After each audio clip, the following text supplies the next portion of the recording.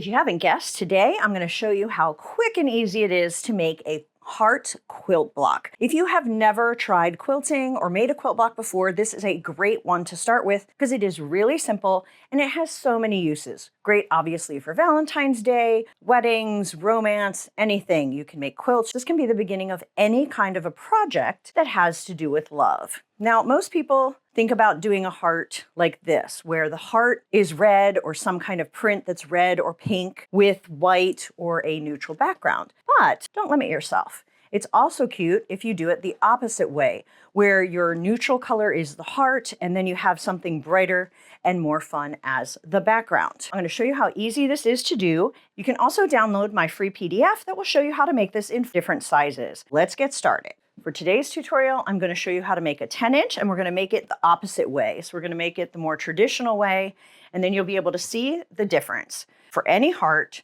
you need 8 pieces of fabric. So you need 2 pieces that are going to be the center of the heart. To create a 10-inch heart, you're going to cut this to 5.5 inches by 10.5 inches.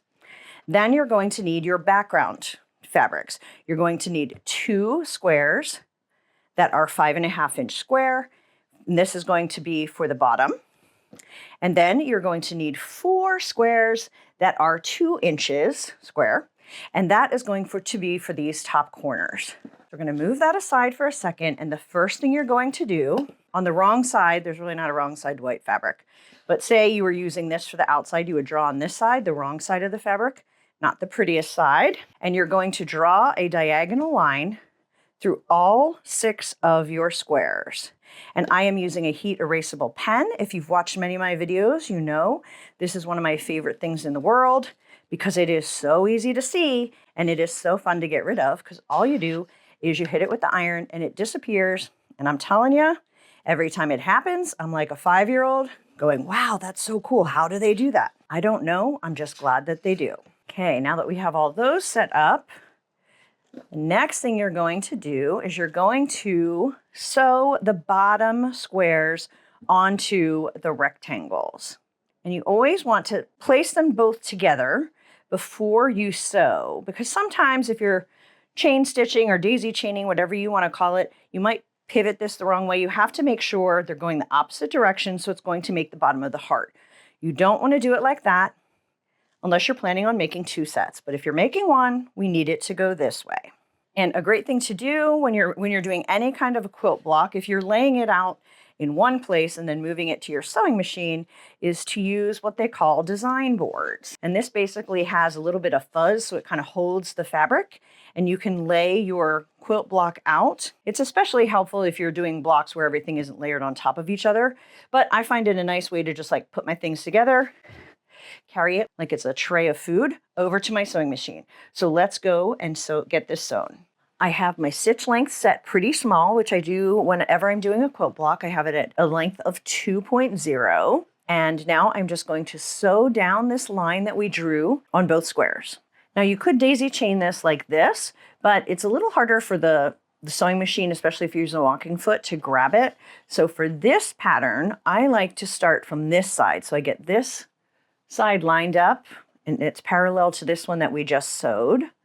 Now I'm going to make sure I have this lined up perfectly again. You can pin them, but I find if you just really adjust it precisely when you're at your sewing machine, you can have great results. Now we have the 2 bottom sides sewn on, the 2 bottom squares, and you're going to take a ruler and you're going to cut 1/4 inch from that stitch line. I do love this ruler from Riley Blake Designs. The blue part is exactly 1/4 inch, so it's really quick and easy to just line the edge of that blue up with the stitching, cut that off, good to go. So the next thing we need to do is we're going to grab the ironing board and we are going to iron that flat. Now the first thing I'm going to do is what is called setting the seam, which basically means we're going to press on the seam as is, just as it's sewn, before we flip it. It's just going to press everything down a little bit more and give us a crisper seam when we go and do it this way. You'll also know, like if you're doing a bunch of these at once, you'll know that you have set the seam because when you set the seam, the line will disappear. All right, so we set that seam, press the quilter's clapper on there. Basically a piece of wood that's really comfortable to hold. It absorbs some of the heat and flattens it. Now we are going to just press these out. And before you take the iron to it, just kind of look at it and make sure that it's going to look like a rectangle. You know, if you don't have it all the way out, you might see a little bit over here.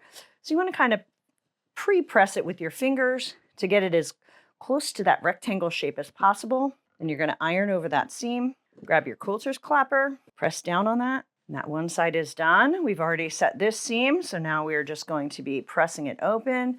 Again, looking to make sure this line and this line are looking good. Okay, the bottom half of our heart is done. I'm going to get my design board back. I'm going to put these two halves down. And now we are going to take the smaller pieces and we are going to put them on here to make sure we have them facing the right direction. And there is a diagram if you need to follow that on the free PDF that you can get. You can find the link below this video, but you can also kind of look at it. And when you look at these lines, it makes a heart. So you want to make sure you don't put them both in the same direction or do the opposite directions. But if you happen to do that, that is what seam rippers are for. So now let's head back and we'll sew these four on. Just like with the bigger squares, you can pin them. You can use a little glue stick to glue that down if you want to, or you can just make sure it is lined up perfectly as you go to sew each of these lines. I am going to daisy chain them. See how they're lined up? Kind of the opposite side. That way, the fabrics aren't overlapping each other, so you're not going to get any kind of warping, but you can get this right in there really nicely. Saves a little bit of time and thread. So if you make a heart, what would be your first project? Like, what are you thinking? Let me know in the comments. I would love to know what you plan to do with this type of a quilt block. Just like with the bigger squares, we're going to do the same thing. These top squares, we're going to trim 1/4 inch from that stitch line. All right, we got that stitch. Now we're going to be pressing those out just like we did with these bottom ones. Going to set those seams, get rid of that pen mark. You don't have to use a quilter's clapper. It's just a little extra step that gets it set just that much better, I guess. And it definitely makes it so the fabric isn't as hot when you're touching it. And just like with the bottom ones, kind of finger press this out, make sure it's giving you a nice rectangle shape. Now we just have one step left. And this one I do pin or clip. I'm going to pin this time. So we are going to take these the inside parts, and we're going to line them up, and we're going to pin that together. We're going to sew down here with 1/4 inch seam. So as you're lining this up, you're lining up the raw edges. You want to line up where the point meets. So you get a nice point. And then also be paying attention to this edge too, just to make sure it's all kind of lining up, because they should be two rectangles that fit perfectly on top of each other. Sometimes it's not exactly perfect, but it should be close. It shouldn't be, doing that. So I'm just going to throw 3 pins in that. And then we will sew that seam. Our last step is to press this open so we have our square. But first we're going to set that seam. And then instead of pressing to one side for this center seam, I like to press the seam open. It will reduce the bulk, because if you do it all to one side, it's going to be super bulky at one end. So I just run my fingers along there to kind of finger press and open that up, and then use my iron. Now we have a heart. Isn't that cute? So let's compare it to the negative space one. So here is the 10-inch block that we just made.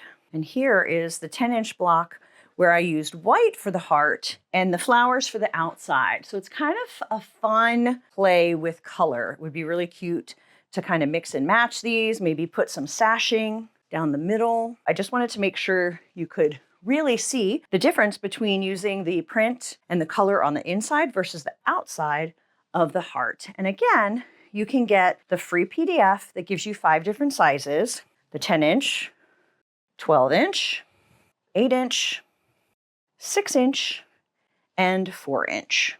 Happy quilting! Be sure to subscribe to my channel so that you don't miss other quilt blocks, simple projects, and sewing tips and tricks.